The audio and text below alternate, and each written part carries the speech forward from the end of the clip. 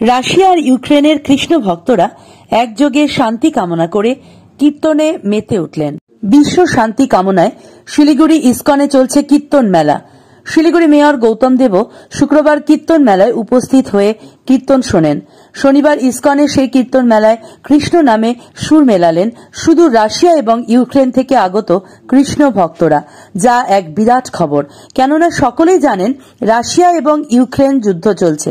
সেখানে শ্রীকৃষ্ণ এবং চৈতন্য মহাপ্রভু কৃষ্ণ নামের প্রেম এক নতুন পরিবেশ তৈরি করল শিলিগুড়ি ইস্কনে।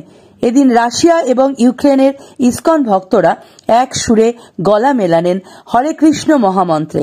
হরে কৃষ্ণ কৃষ্ণ কৃষ্ণ হরে হরে, হরে রাম রাম রাম হরে হরে।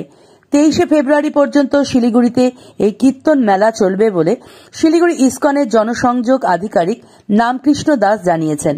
শিশু থেকে বয়স্ক মানুষ সবাই এখন শিলিগুড়ি ইস্কনে পৌঁছে হরে কৃষ্ণ নামের স্বাদ আস্বাদন করছেন।